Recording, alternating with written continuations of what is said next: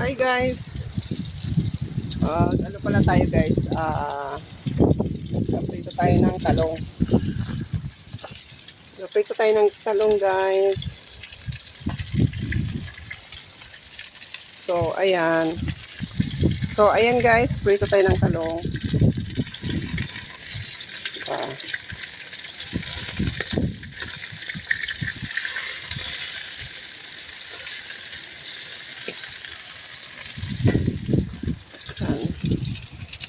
Ito yung aming ano guys, kusina kasi hindi pa siya tapos. Kaya, naman ito na guys.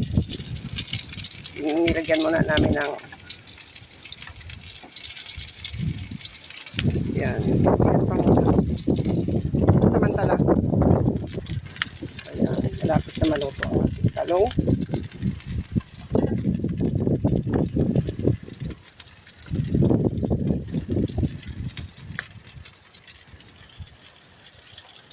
Hi everyone!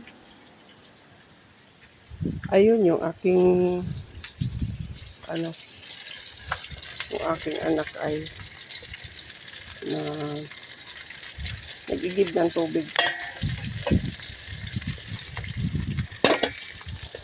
Hello. So, yan. Yan, be. Yan. Be, lagay mo dyan, be.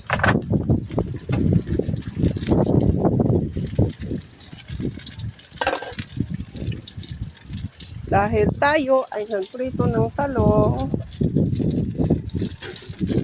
Tapos yung anak ko nag-request ng sausage. Kaya nilutuan ko siya ng sausage guys. Prituhan ko siya ng sausage. Tapos yung talong kasi kanina, hindi ko agad na prito. Gawa na. Sabi ko, kaya ngayon ko pa na prito. Kaya yan, pagka-prito ko ng sausage, nagprito na rin ako ng talong. Ha?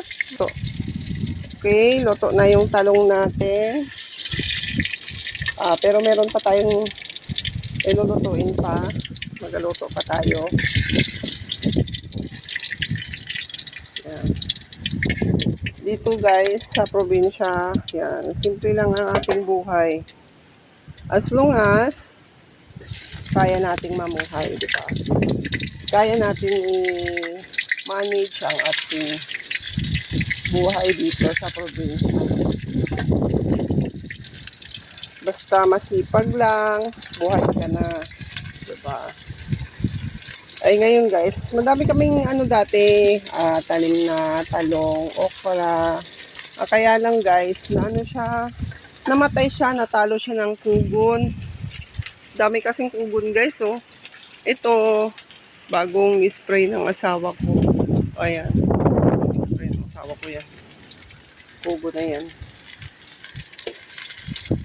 Yan, yan may piprituhin pa tayong talong guys. Magpasensya nyo na yung aming ano, dahil gawa na.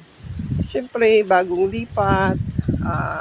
Kahit hindi pa tapos yung ano, naglipat na kami din. Siyempre, ang hirap naman pagka, ano, hirap kasi dun sa, ano guys, sa biyanan ko at gawa ng, nasa gitna kami ng tubigan, ay pag halimbawa ay gusto ko magnegosyo, hindi ako makapag, ano, kaya kailangan talagang lumipat kami.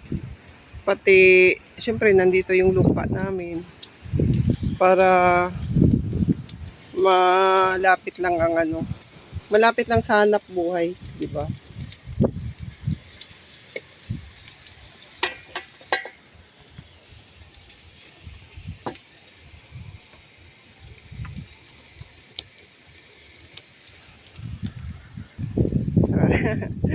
Hi guys, everyone.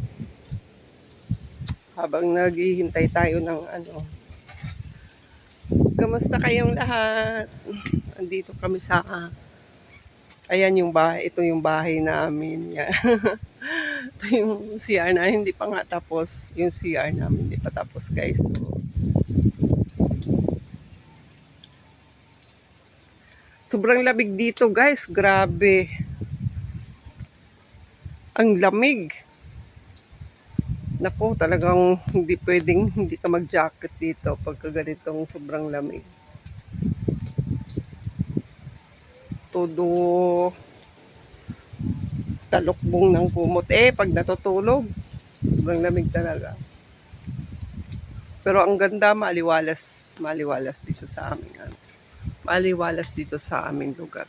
Kita nyo naman guys.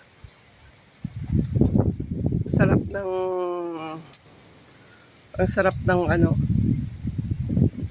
pag yung, ay nalimutan ko pala. Yan, baliktarin ko muna yung talong kasi baka naman masunog, ma-overcook ang ating talong.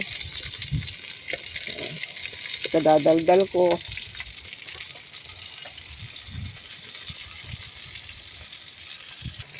So, ayan guys, hanggang dito na lang po for today's video kasi malulobat na po pala ako. At saka wala pa kaming kuryente kasi dito, wala pa kasi kaming kuryente. Kaya nakikicharge muna kami sa biyanan ko. So, hanggang dito na lang po. Maraming salamat. Thank you for watching everyone.